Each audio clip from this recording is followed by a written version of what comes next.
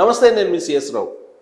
ఆంధ్రప్రదేశ్లో నెల్లూరు జిల్లా రాజకీయం ఎప్పుడు కూడా ప్రత్యేకంగా ఉంటుంది. అక్కడ మారుతున్నటువంటి రాజకీయ ఈక్వేషన్లను బట్టి రాబోయేటువంటి రోజుల్లో ఆంధ్రప్రదేశ్ వ్యాప్తంగా కూడా రాజకీయ సమీకరణలు మారిపోయేటువంటి అవకాశం ఉందని చెప్పి గత రాజకీయ పరిణామాలు చెప్తూ ఉన్నాయి.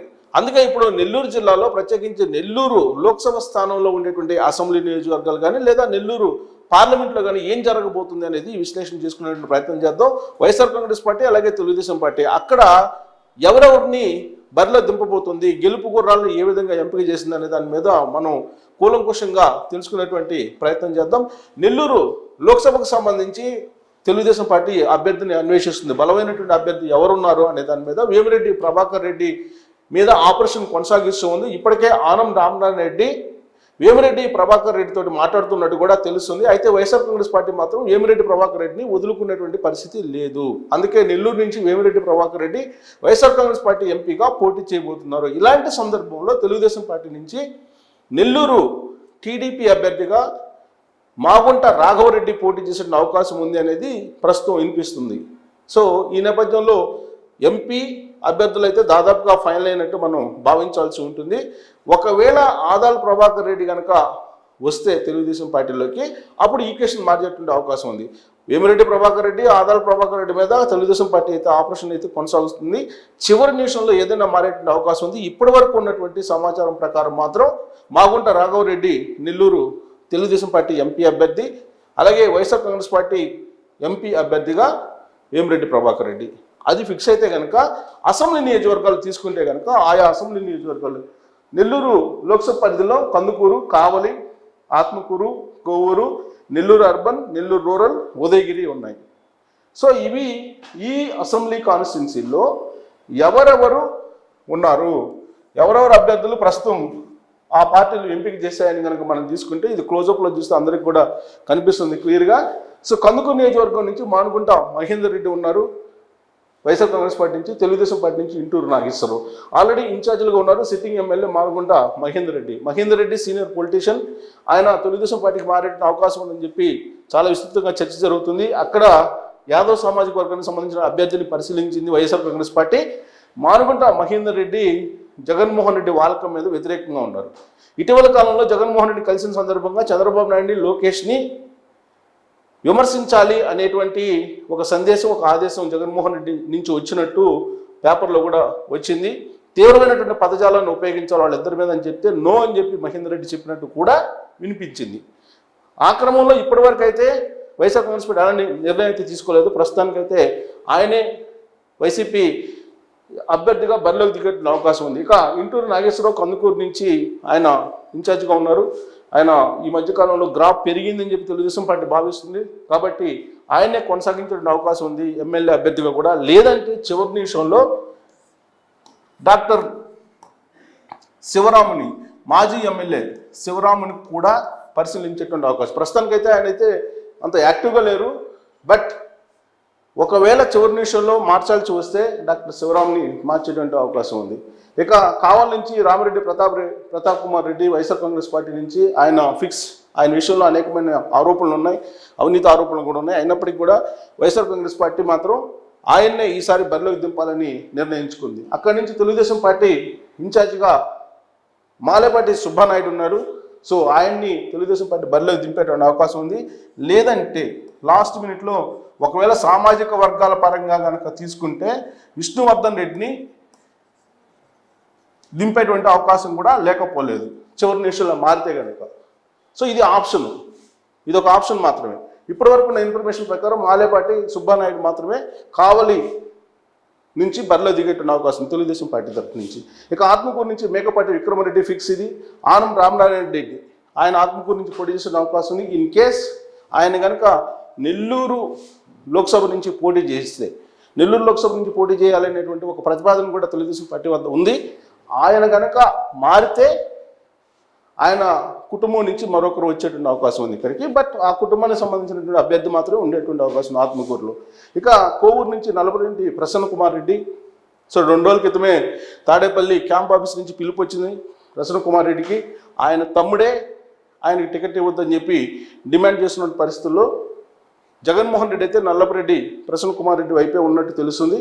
సో తెలుగుదేశం పార్టీ నుంచి పోలంరెడ్డి దినేష్ రెడ్డి ఇతను ఫిక్స్. అక్కడ గ్రాఫ్ కూడా ఆయనకు బాగుందని చెప్పి తెలుగుదేశం పార్టీ భావిస్తుంది. కోవూరు నుంచి పోలంరెడ్డి దినేష్ రెడ్డికి ఈసారి టికెట్ లభించేటువంటి ఛాన్సెస్ ఉన్నాయి. ఇక నెల్లూరు అర్బన్ అనిల్ కుమార్ యాదవ్ వైఎస్ఆర్ కాంగ్రెస్ పార్టీ నుంచి మాజీ మంత్రి కూడా ఆయన. తెలుగుదేశం పార్టీ పొంగునూరు నారాయణ, అది ఫిక్స్, మారేటువంటి అవకాశమే లేదు. తెలుగుదేశం పార్టీ నారాయణని ఫిక్స్ చేసింది. ఇక నెల్లూరు రూరల్ ఆదాల ప్రభాకర్ రెడ్డి, ఈయన కొంచెం డోల్ డ్రమ్స్లో ఉన్నారని ప్రచారం జరుగుతుంది. తెలుగుదేశం పార్టీకి మారేటువంటి అవకాశం ఉంది. సో చివరి నిమిషంలో తెలుగుదేశం పార్టీకి మారినా ఆశ్చర్యపోవసం లేదనేది రాజకీయ వర్గాల్లో జరుగుతున్నటువంటి చర్చ. దానికి కారణం లేకపోలేదు. 2019 ఎన్నికల్లో తెలుగుదేశం పార్టీ నుంచి చివరి నిమిషంలో ఆయన వైఎస్ఆర్ కాంగ్రెస్ పార్టీకి వెళ్ళారు.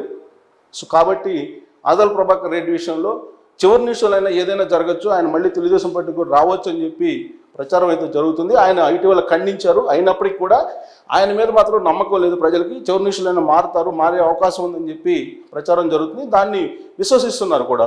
ప్రస్తుతం అయితే ఆయన నెల్లూరు రూరల్ వైఎస్ఆర్ కాంగ్రెస్ పార్టీ ఇన్ఛార్జిగా ఉన్నారు కాబట్టి ఆయనే ఆ పార్టీ నుంచి పోటీలోకి దిగేటువంటి ఛాన్సెస్ ఉన్నాయి. ఇక కోటమిరెడ్డి శ్రీధర్ రెడ్డి నెల్లూరు రూరల్ నుంచి ఆయన తెలుగుదేశం పార్టీ అభ్యర్థిగా బరిలోకి దిగుతున్నారు. ఫిక్స్, అది మారేటువంటి ఛాన్స్ లేదు. కోటమిరెడ్డి శ్రీధర్ రెడ్డి తెలుగుదేశం పార్టీ తరఫు నుంచి అక్కడి నుంచి పోటీ చేస్తారు. ఇక ఉదయగిరి నుంచి తీసుకుంటే మెట్టుకూరి చిరంజీవి రెడ్డి ఇటీవల కాలంలో చేసినటువంటి సర్వేల్లో ఆయన గ్రాఫ్ బాగుందని చెప్పి తాడేపల్లి క్యాంప్ ఆఫీస్ భావిస్తుంది. అందుకే మెట్టుకూరి చిరంజీవి రెడ్డి పేరుని పరిశీలిస్తుంది. పైగా వేమిరెడ్డి ప్రభాకర్ రెడ్డి ఒకవేళ నెల్లూరు లోక్సభ ఫిక్స్ అయితే కనుక ఖచ్చితంగా 3 అసెంబ్లీ స్థానాలను మార్చాలని చెప్పి ఆయన ఒక ప్రతిపాదన చేశారు. నెల్లూరు సిటీ, కావలి, ఉదయగిరి. సో కాబట్టి మధ్య మార్గంగా జగన్మోహన్ రెడ్డికి ఆయనకి మధ్య జరిగినటువంటి మధ్య మార్గమైనటువంటి సంప్రదింపుల్లో ఉదయగిరి మాత్రమే మార్చేటువంటి ఒక వెసలుబాటు కల్పించాడు జగన్మోహన్ రెడ్డి అనేది వినిపిస్తుంది. అందుకే మెట్టుకూరి చిరంజీవి రెడ్డికి అక్కడి నుంచి ఉదయగిరి నుంచి వైఎస్ఆర్ కాంగ్రెస్ పార్టీ నుంచి పోటీ చేసిన అవకాశం లభించబోతుంది అనేది ఇప్పుడు తాడేపల్లి వర్గాల్లో జరుగుతున్నటువంటి లేటెస్ట్ చర్చ. సో ఆయన గ్రాఫ్ కూడా బాగుంది, అందుకే ఆయనకు ప్రాధాన్యత ఇచ్చేటువంటి అవకాశం వైఎస్ఆర్ కాంగ్రెస్ పార్టీ. ఇక మేకపాటి రాజారెడ్డి ప్రస్తుతం ఇన్ఛార్జిగా ఉన్నారు ఉదయగిరికి.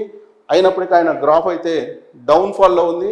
అందుకే ఆయన పక్కన పెట్టేటువంటి ఆలోచన జగన్మోహన్ రెడ్డి టీం చేస్తుంది అనేది అనుకున్నటువంటి ఇన్ఫర్మేషన్. ఇక తెలుగుదేశం పార్టీ నుంచి బొల్లేని రామారావు మాజీ ఎమ్మెల్యే, అలాగే ఉదయగిరి తెలుగుదేశం పార్టీ ఇన్ఛార్జిగా కూడా ఉన్నారు. కానీ ఇటీవల కాలంలో ఆయన గ్రాఫ్ తగ్గింది కాబట్టి కాకర్ల సురేష్ పేరు కూడా వినిపిస్తుంది. ఇక్కడ తెలుగుదేశం పార్టీ చంద్రబాబు నాయుడు రామారావు వైపు మొగ్గు చూపుతుంటే లోకేష్ మాత్రం కాకర్ల సురేష్ వైపు మొగ్గు చూపుతున్నట్టు తెలుస్తుంది.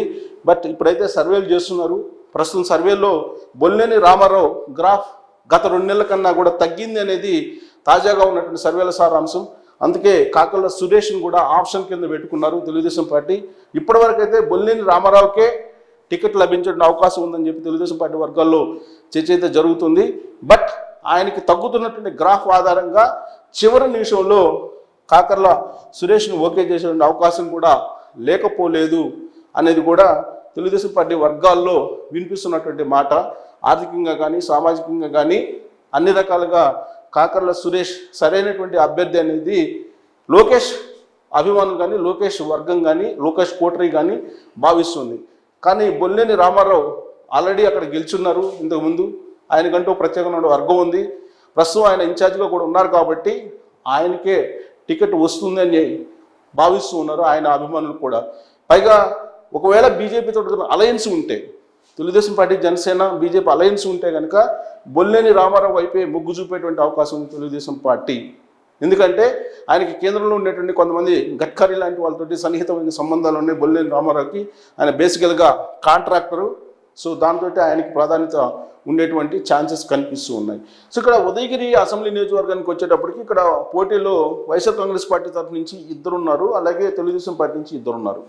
సో వీళ్ళకి సంబంధించినటువంటి విశ్లేషణ ఆల్రెడీ నేను ఎక్స్ప్లెయిన్ చేయడం జరిగింది. వీళ్ళు పోటీలో ఎవరెవరు ఉండేటువంటి అవకాశం, ఒకవేళ మెట్టుకూరి చిరంజీవి రెడ్డి పోటీ కనుక ఉంటే కనుక అప్పుడు కాకర్ల సురేష్ పేరు ఖరారయ్యేటువంటి అవకాశం ఉంది తెలుగుదేశం పార్టీ తరఫు నుంచి. ఎందుకంటే కొత్త అభ్యర్థులు కాబట్టి కొత్త అభ్యర్థుల వైపు మొగ్గు చూపేటువంటి అవకాశం ఉందని చెప్పి అనుకోవచ్చు. ఒకవేళ చిరంజీవి రెడ్డి కనుక వైఎస్ఆర్ కాంగ్రెస్ పార్టీ నుంచే, కాకర్ల సురేష్ ఇక్కడ తెలుగుదేశం పార్టీ నుంచి ఉండేటువంటి అవకాశం ఉంది. లేదు మేకపాటి రాజారెడ్డికే ఇస్తే కనుక ఒకవేళ వైఎస్ఆర్ కాంగ్రెస్ పార్టీ, అప్పుడు బొల్లేని రామారావే బరిలో ఉండేటువంటి అవకాశం ఉంది. సో ఇక్కడ మ్యూచువల్గా చేంజ్ అయ్యేటువంటి ఛాన్సెస్ కనిపిస్తున్నాయి. ఎందుకంటే అక్కడ ఉన్నటువంటి అభ్యర్థుల యొక్క గ్రాఫులు కానీ లేదా కొత్త ముఖాలు అనేటువంటి ఈక్వేషన్లో కానీ వేమిరెడ్డి ప్రభాకర్ రెడ్డి వైఎస్ఆర్ కాంగ్రెస్ పార్టీకి సంబంధించి కొన్ని ఆప్షన్స్ పెట్టారు కాబట్టి ఆ ఆప్షన్స్ను ఒకవేళ బేరేజ్ వేసుకొని ఆప్షన్స్ కనుక క్రైటీరియాగా తీసుకొని జగన్మోహన్ రెడ్డి చిరంజీవి రెడ్డికి కనుక ఇస్తే మెట్టుకూరు చిరంజీవి రెడ్డికి అప్పుడు తెలుగుదేశం పార్టీ కూడా కొత్త అభ్యర్థి కాకర్ల సురేష్కి ప్రాధాన్యత ఇచ్చేటువంటి అవకాశం ఉందని చెప్పి మనం ఒక అంచనాకి అయితే రావచ్చు. మేకపాటి రాజారెడ్డి అయితే కనుక ఇక్కడ ప్రస్తుతానికైతే వైఎస్ఆర్ కాంగ్రెస్ పార్టీ నుంచి వీళ్ళిద్దరు గ్రాఫుల్లో కంపేర్ చేస్తే చిరంజీవి రెడ్డిదే పై చేయిగా ఉంది. గ్రాఫ్ కొంచెం బాగా ఉంది వైఎస్ఆర్ కాంగ్రెస్ పార్టీది.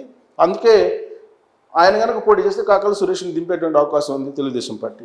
అలా కాదు, మేకపాటి రాజారెడ్డిని కొనసాగించాలి, ఆయన్నే ఇన్ఛార్జిగా ఉన్నాడు కదా, ఆయనకే టికెట్ ఇవ్వాలని వైఎస్ఆర్ కాంగ్రెస్ పార్టీ భావిస్తే మాత్రం బొల్లేని రామారావే తెలుగుదేశం పార్టీ తరఫు నుంచి ఇన్ఛార్జిగా ఉన్నారు కాబట్టి ఆయనే పోటీలో ఉండేటువంటి అవకాశం ఉంది. వీళ్ళిద్దరిని కంపేర్ చేస్తే బొల్లేని రామారావు అలాగే మేకపాటి రాజారెడ్డిని కనుక కంపేర్ చేస్తే టీడీపీ ప్లస్లో ఉంటుంది అనేది గ్రాఫ్ సర్వేలు చెప్తున్నాయి, గ్రాఫ్లు కూడా చెప్తున్నాయి. తాడేపల్లి వర్గాల్లో కూడా అదే చర్చ జరుగుతుంది. అందుకే ఆ మ్యూచువల్ చేంజెస్ మీద పార్టీలు రెండు కూడా వెయిట్ చేస్తున్నాయి. అంటే వైఎస్ఆర్ కాంగ్రెస్ పార్టీ అభ్యర్థిని ఫైనల్ చేస్తే తెలుగుదేశం పార్టీ ఫైనల్ చేస్తుంది, తెలుగుదేశం పార్టీ ఫైనల్ చేస్తే వైఎస్ఆర్ కాంగ్రెస్ పార్టీ ఫైనల్ చేస్తుంది. అందుకే ఈ లోక్సభ స్థానం పరిధిలో ఉండేటువంటి అసెంబ్లీ అభ్యర్థుల విషయంలో ఇప్పటివరకు ఉన్న సమాచారం అందుకే చివరి నిమిషంలో మార్పులు చేర్పులు జరిగేటువంటి అవకాశం ఉంది. సో ఇది నెల్లూరు లోక్సభ పరిధిలో ఉండేటువంటి రాజకీయ పరమైనటువంటి సినారియో యాజ్ ఆఫ్ నౌ. చివరి నిమిషంలో ఒకవేళ మారకపోతే కనుక ఇప్పుడున్నటువంటి సమాచారం ప్రకారం అసెంబ్లీ కాన్స్టిట్యున్సీలకి వైఎస్ఆర్ కాంగ్రెస్ పార్టీకి సంబంధించిన అభ్యర్థులు వీళ్ళు, తెలుగుదేశం పార్టీకి సంబంధించినటువంటి అభ్యర్థులు వీళ్ళు. ఎంపీకి సంబంధించి ఆల్రెడీ నేను చెప్పాను, వేమిరెడ్డి ప్రభాకర్ రెడ్డి అలాగే మాగుంట రాఘవరెడ్డి తెలుగుదేశం పార్టీ నుంచి పోటీ చేసే అవకాశం ఉంది. ఒకవేళ ఎంపీ అభ్యర్థుల విషయంలో కనుక మార్పులు జరిగితే అసెంబ్లీ అభ్యర్థుల విషయంలో కూడా స్వల్ప మార్పులు జరిగేటువంటి అవకాశం ఉంది. అప్పటి వరకు మాత్రం ఇప్పుడున్నటువంటి లేటెస్ట్ సర్వేలు లేదంటే లేటెస్ట్ ఆయా పార్టీల్లో వినిపిస్తున్నటువంటి ప్రచారం ప్రకారం లేదంటే ఆయా పార్టీలు పరిశీలిస్తున్నటువంటి అభ్యర్థులు రేసు గుర్రాల్లో ఈ అభ్యర్థులు మాత్రమే నిలిచారని చెప్పి మనం చెప్పుకోవచ్చు. Thank you very much.